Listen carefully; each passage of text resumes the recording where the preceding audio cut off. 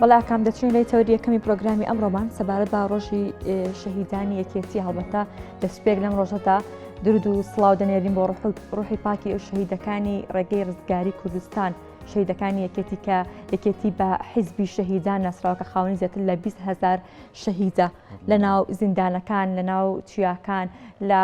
سەرجەم پێدەشت و لە هەر کوچۆ کۆڵانێکی ئەم کوردستانە هەڵبەتە شەهیدێکی یەکێتی نیشتیمانی کوردستان هەیە هەر لەبەر ئەوەشە کە یەکێتی نیشتیمانی کوردستان خاوەن پێگەیەکی نیشتیمانی و جەماوەریە خاوەن مێژوویەکی پڕ لە شکۆیە هەڵبەتە ئەم مێژووی ئێستا کە ئاکام نووسراوەتەوە و ئەم کوردستان ئازادیکە ئێمە ئێستا پێدا دەژین بە خوێنی ئەو شەهیدانەیە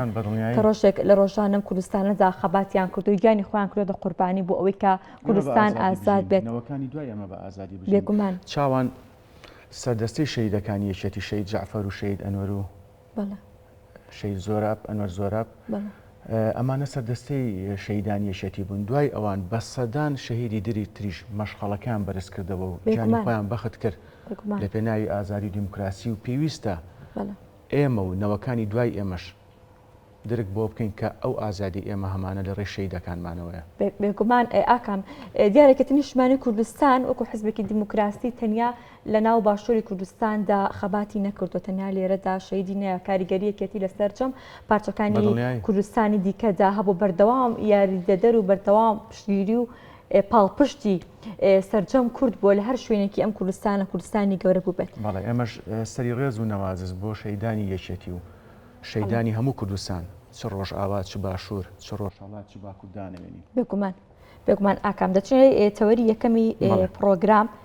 دیارە هەر سەبارەت بە ڕۆژی شەهیدانی یەکێتیە بۆ ئەمە بەستا ئێمە دەچینە لای زۆر بەڕێز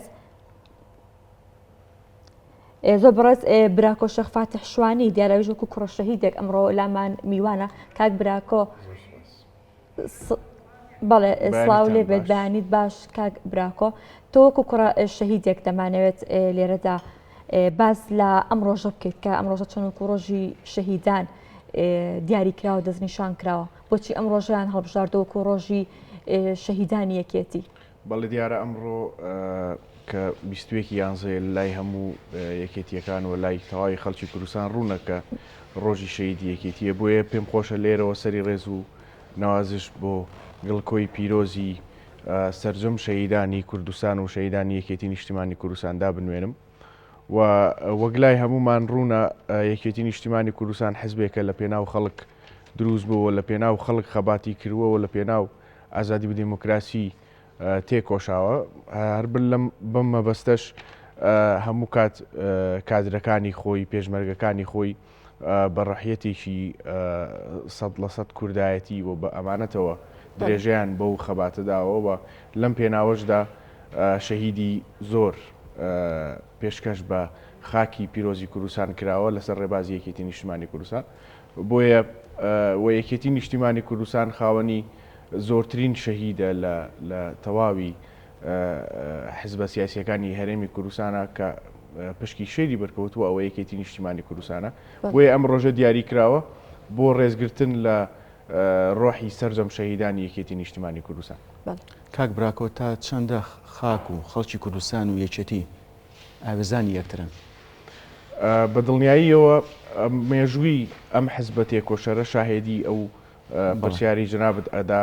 کە هەر ڕۆژێک لە ساڵەکەی ئەبینی یەکێتی قوربانیەکی تەسحیەکی گەورەی بەم وڵاتەداوە بەم خاکەداوە ئەمە دەرخەری ئەو ڕاستیەیە کە یەکێتی نیشتیمانی کوردستان بۆ خەڵک خەباتەکاوە لە پێناو ئازادی تێکۆشەیە لە پێناو پاراستنی خاکەکەی بەردەوامە لە قوربانیدان بەردەوامە لە تەسحێدان هەر بۆیە یەکێتی و کوردستان و نیشتیمان سێ ئاماژەن کە لە یەکتری جانابنەوە هەرگیز. بەڵێ کاک براکۆ تۆ کوڕە شەهیدێک شێرکۆ درود و سڵاو لە گیانی پاکی کە ئەو شەهیدێکی مێژووی نوێ واتە یەکێتی نیشتیمانی کوردستان لە ڕابردوو لە ئێستاشدا خەباتی بەردەوامەوە شەهیدەکانی ئێستا ئەم دواییانە دەرخەری ئەو ڕاستیەن کە یەکێتی نیشتیمانی کوردستان تەنیا لە ڕابردوودا تەنیا لە شاخدا شۆڕشی نەکردە تەنیا لە شاخدا تێنەکۆشاوە بەڵکو تاکو ئێستاش خەبات و تێکۆشانی بەردەوامە. ڕێباز و ڕێگای یەکێتی چۆن لە ڕابردووە بە خوێن هاتووە و بە خوێن ئەم وڵاتەی دروست کردووە پێکی هێناوە ئەم ئەزمونەی هێناوەتە بەرهەم بۆ ئێستا و بۆ ئایندەش هەر بەردەوامیە بێ بۆ پاراستنی ئەم ئەزمونە بۆ پاراستنی ئەم خاکە پیرۆزە. شەید شێرکۆش یەکێک بۆ لەو شەهیدانەی کە لە پێناو ئەو ڕێبازە پیرۆزەوە و ئامانجە گەورەیە خەباتی کردووەوە تەسهیداوە گیانی خۆی بەخشیەوە بە وڵاتە. بۆیە یەکێتی نیشتیمانی کوردستان هەتاوەکو ناوەکەی بمێنێ و هەتاکو یەکێک بمێنێ کە ئەم ڕێبازە پیرۆزە بناسێ و ببینێ بەردەوامە بێت لە خوێن بەخشین بۆ پاراستنی ئەم ئەزمونەوە بۆ پاراستنی ئەم خاکە پیرۆزە و بۆ هێشتنەوەی ئەو مەلەفە گەورەیە کە ئەویش کوردایەتیە. کاک براکۆ تا چەند گرنگە ئێمە نەوەکانمان ئێستا و داهاتوش فێریان بکەین بۆیان ڕوونکەینەوە کە ئەو دیموکراسیە ئەو ئازادی کە ئێمە هەمانە لە سای سەری خوێنی شەهیدانەوەیە کە ئەمە ئەبێتە پاڵنەرێک بۆ ئەوەی ئەوانیش ڕێچکەی ئەوان بگرن و دڵسۆزی وەلایان بۆ خاک و نیشتیمانیان هەبێ کە ئەمە بۆ هەموو تاکێشی گەلی کورد پێویستە ئەم دڵسۆزی وەلایە. بەداخەوە ئێستا ئاراستەیەکی زۆر بەقوت هەیە لە کوردستان کە ناحەزانی میلەتەکەمان ناحەزانی وڵاتەکەمان ئیشی لەسەرەکەن ئەویش بێ ئینتیماکردنی گەنجەکان و نەوەکانی ئەم وڵاتەیە وایان لە یەکەن و ئیشیان لەسەرەکەن بۆەوەی کە ئینتیمایان بۆ هیچ شتێک نەمێنێ. بۆیە ئەبێت ئێمە چۆن ئەو ڕێگای ڕاستکەینەوە کاک براکۆ بۆیە ئەبێ یەکێتی نیشتیمانی کوردستان چۆنە ڕابردووە بە قوربانیدان بە خوێن بەخشین ئەم ئەزمونەی هێناوەتە ئارا هەر بۆیە ئەبێ یەکێتیش هەستێ بەم ئەرکە و یەکێتی نیشتیمانی کوردستان من بۆ خۆم کادرم لە ناو حەزبەکە و لەڕێی ئۆرگانەکانەوە لەڕێی ئێستا لە دوای کۆنگرەی پێنجەمی یەکێتی نیشتیمانی کوردستانەوە مەبدەئی یەنێکێتی باوەڕی بەوەیە کە ئەم ڕێگەیە ڕاست بکاتەوە و ئەو ئاراستەیی کە ئەیانەوێت ئەم وڵاتە بێ ئینتیما بکەن لە لاینەوەکانمان ئەم وڵاتە بێقیمەت بکەن ئەم وڵاتە چۆن قوربانیدا چی دڵسۆزبوون بە یەکێتی و خاک و نیشتیمان لە نەوەی تازە وەڵا هەر ئەو مێژووی کە کۆنگرەوە بەڵێ هەر ئەو مێژووی کە یەکێتی خاوەنیەتی بین بۆ نەوەکانمانی باس بکەین باوەڕتانەوێ هەموو کەس ئەگەر لە شوێنەکەی خۆی بە ئامادەی خۆی بۆ وڵاتەکەی بدا بەکوشت چکە ئێمە ئەو مێژووە وە گەلانی تر خاوەنی چەندەها سەرکردین کە خوێنی خۆیان شێ کردووە خەڵک باسی جیڤارەکە باسی فلانەکە ئێمە بە سەدان جیڤارامان هەیە لەناو ئەم کوردستانەوە لەناو ئەو یەکێتی نیشتیمانی کوردستان پێویستە باس بکرێت پێویستە نەوەکانی داهاتوویە ئەوەی کە من زانیاریم هەبێت لەسەری مەکتەبی شەهیدان و ئەنفال و جینۆسایت دروست بووە بەناو ئەم حەزبە وەلەو هەبووە بەس ئێستا تۆزێک فراوانتر کراوە ئاراستە و ئەرکی نوێی بۆ دیاری کراوە بۆیە هیوادارم لە ڕێگەی ئەو مەکتەبە تێکۆشەرەوە بتوانین ئەو هەدەفانەی کە هەمانە لەم مەبەستەیە بیپێکین و من دڵنیاشم ئەی پێکین چونکە ئیتر خەڵکیش ئێستا بەعام ئەوانەی کە ئەزمونێکیان هەیە تێگەشتون لەوەی کە ناکرێن گەنجان و نەوەکانی ئەم وڵاتە ئاوهاب لە پێناو هیچ بێ ئینتیما بکرێن لە پێناو هەندێک مەبەستی سیاسیە بێ ئینتیمایان بکەین ژنێو بە شەید بدەن ژنێو بە وڵات بدەن ژنێو بە خاک بدەن هەموو دەقەیەک بەجێی بێڵن هەموو دەقەیەک ئامادە بن هەرچیەک بێ بەس مهم وەیە کوردستان قسەیەکی ناشرینی لەسەر بکرێ بیکەن بەڕاستی ئەوە قابلی قوبوڵکردن نییە و یەکێتی نیشتیمانی کوردستان بە ئەمانەتێکی مێژوویی و ئەخلاقی و نیشتیمانیەوە بەرەنگاری ئەو ئاراستەیە ئەبێتەوە و وەک چۆن لە ڕابردووە توانیمانە سەرکەوتن بەدەستبێنین بە هێنانەدی ئەم ئەزمونە ئەو هەژە توانین بەرەنگاری ئەو ئاراستە دوژمن پەرستیە ببینەوە بەهیوان کاک براکۆ حیزبێکەتی نیشتیمانی کوردستان حیزبێکی شەهیدانە حیزبێکی جەماوەریە بەڵام لە ڕووی لەسەر ئاستی گەن تا چەندێک توانێتە بتوانن ببێت بە حیزبێک بە هێزێکی سیاسی کە گەنجێکی زۆر لە خۆی کۆبکات و پاڵپشتی گەنجان بۆ خۆی بەدەستبێنێ تایبەتی لە ئێستاە کە گەنجان بە کۆمەڵک معاناتی جۆرە جۆرە تێپەر دەبن لە خوێندنەوە لە دامەزراندنەوە لە هەلیکارەوە لە هەر پرۆسێکی بەروپێشچوونە گەنجانی وڵاتە لە ئێستادا بەڕاستی لەو کێشانەدا یەکێتی نیشتیمانی کوردستان لە ڕابردووەوە خوێنی تازە ئەم حیزبەی دروست کردووە فراوان کردووە گەورە کردووە و خاوەنی ئەم مێژووە گەورەیە و شانازیەکەین لەوەی کە حیزبی شەیدانین شەیدەکانیشمان هەمویان لە تەمەنی هەرە لاوێتیە لە تەمەنی هەرە گەنجیەتی و جوانیە خوێنی خۆیان بەخشیوە بە وڵاتە بەم ڕێبازی ئەمە حزبە ئاوهاش یەکێتی نیشتیمانی کوردستان هەر پێشەنگە لە هێنانە پێشەوەی گەنجەکانی و من بۆ خۆم یەکێکم لەوانەی کە زۆر گەنجم وە ئاتومەتە ناو حزبەکە و ئیش ئەەکەم وە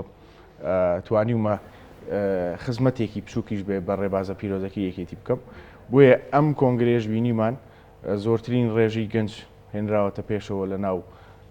سەرکردایەتی یەکێتی نیشتیمانی کوردستان و لە ناو ئۆرگانەکانی تری یەکێتی نیشتیمانی کوردستان زۆرترین هەوڵدراوە بۆەوەی بایەخ بە گەنجان بهێنرێنە پێشەوە و ئێمە تەقدیرمان هەیە بۆ هەموو ئەو تێکۆشەرە مەزنانەی کە لە ناو ئەم حزبەیە تەمەنی خۆیان سەرف کردو ئەوانە مامۆستان بۆ ئێمە جێگەی تەقدیرن و ئێمە بە دوایگەری ئەوانە ئەڕۆین بەسەر نەوەکانی داهاتوو لە ناو ئۆرگانەکانی حزب بەتەئکید دیارە بەتەئکید جا بۆیە یەکێتی نیشتیمانی کوردستان هەموو کات پێشەنگە بێت لە خزمەتکردن بەم وڵاتە و بەم نیشتیمانە پیرۆزە بۆیە من ئەتوانم شاهدی ئەو ڕاستیە بدەم کە پاڵپشتێکی تەواوی گەنجەکان ئەکا وە کردوشێتی. بەڵێ کاک براکۆ چ مەراسیمێکی بۆ ئەم یادەمەزنە؟ پێم وایە ئەمڕۆ لە تەلاری هونەر لە سلەیمانی مەکتەبی شەهیدان و جینۆساید و ئەنفال مەراسیمێکیان ڕێخستووە بۆەوەی کە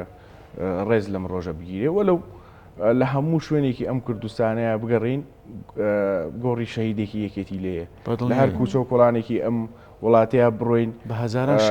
بە هەزاران شەهید و بە هەزاران ناغەجیاوازەکانی بۆ ئەم وڵاتە بەڵام وەکو ڕسمیە یەکێتی نیشتیمانی کوردستان ئەمڕۆ کاتژمێر 2 دوانیمەڕۆ مەراسیمێکیان ڕێخستووە بۆ بەرزڕاگررتنی ئەمیادە ئەو مەراسیمەدا کێ بەشدار دەبێت کاک برانکۆ؟ وڵات پێم وایە زۆرینەی کەسوکاری شەهیدان و سەرکردایەتی یەکێتی نیشتیمانی کوردستان و ئەو میوانانەی تریشی کە بانگەشتکرابن بە دڵنیاییەوە بەشدار. زۆر باشە کاک برانکۆ ئێوە وەکو حیزبی شەهیدان تا چەندێک توانیتانە دەست بخەنە سەر کێشەی کەسوکاری شەهیدان تۆ خۆ وەکو کوڕە شەهیدێک چۆن توانیتانە ئێوە بە شێوازێک لە شێوازەکان پاڵپشت و یارمەتیدەری کەسوکاری شەهیدان بن کێشەکانیان بۆ چارەسەرکە یاخو بە شێوازێک لە شێوازەکان بتوانن یارمەتیان بن تایبەتی لەم ڕۆژەدا کە لە هەر ئۆرگانێکی ئەم حزبەی ئێمە سیر بکەین کوڕی شەهید هەیە یاخود کچی شەهید هەیە یاخود برای شەهید هەیە کەسوکاری شەهید هەیە خاڵی مامی لە هەر ئۆرگانێکی ئەو حزبەیە بڕۆ پرسیار بکە یەکسەر کەسوکاری شەهید هەیە و ئەوە جا بۆیە هەر کەسێک لە ئێمە و هەر یەکێکمان کە لە ناو حزبەکە ئیشەکەین مەسئولێتە لەسەر شانمان خزمەت بە کەسوکاری سەربەرزی شەهیدان بکەین چونکە ئەگەر ئەوان نەبوونایە و قوربانی ئەوان نەبووایە ئێمە نەمانەتوانێت ئێستا بە ئازادی و بە دیموکراسی بین و بڕۆین و خەبات بکەین لەبەر ئەوە یەکێتی نیشتیمانی کوردستان هەموو کاتێک لە خەمی چارەسەرکردنی کێشە و گرفتی کەسوکاری شەهیدە سەربەرزەکانێتی و پێم وایە زۆرترین ڕێگەشترا بێت لە ناو ئەم حزبەیە کە هەر کەسێک هەر کێشە و گرفتێکی هەیە بە ئازادان ئاتوانێت دەری بڕێ ئەوە یەکێتی نیشتیمانی کوردستان بووە. یەکێتی نیشتیمانی کوردستان پەیوەندی لەگەڵ لایەنەکانی دیکەدا چۆن دەبێت تایبەتی لەم ڕۆژەدا کە ڕۆژی شەهیدانە؟ یەکێتی نیشتیمانی کوردستان هەموو کاتێک دەستی ئازادی و برایەتی بۆ هەموو لایەنێک درێژەکە و پێم وانییە بیەوێ دژایەتی هیچ لایەنێک بکە و حزبێکی دیموکرات خوازەوە باوەڕی بە دیموکراسی هەیە هەر بەم مەبەستەش هەموو کاتێک یەکێتی هەر پێشەنگ بووە لەوەی دەستی برایەتی درێژ بکە بۆ هەر لایەنێکی تر لەم وڵاتە کە لەوانەیە زۆر بە شێوەیەکی نادیموکراسیانە سیاسەتیان لەگەڵ یەکێتی نیشتیمانی کوردستان کردبێ بۆیە لە ئەم ڕۆژەشە کە ڕۆژی پیرۆزە ڕۆژی قوربانیدانە بۆ ئەم وڵاتە بە دڵنیاییەوە یەکێتی جارێکی تر کۆتری سپی بەرزەکاتەوە دەستی برایەتی زیاتر ڕاکێشین بۆەوەی بتوانین بە یەک ریزی ئەمڕۆ لە وڵاتەکەمانە بتوانین یەک ریز بین بۆەوەی زیاتر خزمەت بەو ڕێبازە بکەین کە ئەو 26,000 شەهیدەی یەکێتی نیشتیمانی خوێنی خۆی بەبەخشیوە. کاک براکۆ دوا پرسیار ئەگە بە کورتی وەڵام بیتەوە تا چەند حکوومەتی هەرێم و لایەنە پەیوەندیدارەکان هاوکاری بنەماڵی شەهیدانیان کردووە بە شێوەیەکی گشتی؟ ئەگەر بڵێم هیچ نەکراوە بێویژدانیە بێ چونکە ینی وەلو هەرچی یەک بکرێ من بۆ خۆم بە تەریقەی بیرکردنەوەی خۆم باوەڕم بە ئەوەیە کە سوکاری شەهیدان چاویان لە ئەوە نییە بۆ نمونە پارە و نازام هەندێک شتی دنیایی ئەوەی کە لە لای کە سوکاری شەهیدان لە جۆرەکان ئاوردانەوە گرنگی و ئاوردانەوەکە ئەوە بێ کە ڕێز و تەقدیر لە ئەم قوربانیە بگیرێ نەک بچیتە جێگەیەکەوە کە بڵێن ئەوە کە سوکاری شەیدە بە چاوێکی تر سیر بکەن ئەبێ بەسەربەرزیەوە سنگ دەرپەڕێنی بۆ کە چوویدە جێگەیەکەوە بەسەربەرزیەوە دەری ببڕی کە تۆ کە سوکاری شەیدی لە بەروی تۆ قوربانی داوە بۆ وڵاتە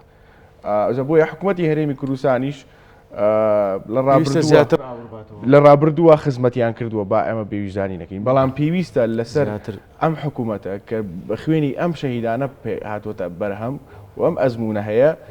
هەرچیەکی پێ بکرێت ئەولەویەت بۆ کە سوکاری شەهیدان بێ و دڵنیاشم یەکێتی نیشتیمانی کوردستان لە پشکی خۆی هەروایە. بەڵێ زۆر سپاس بۆ زۆر بەڕێز براکۆ شێرکۆ فاتح شوانی کوڕی شەهید زۆر سپاس بۆ دەست سپاس بە ئامادەبوونە. کاک براکۆ بەخێر بێ. سپاس.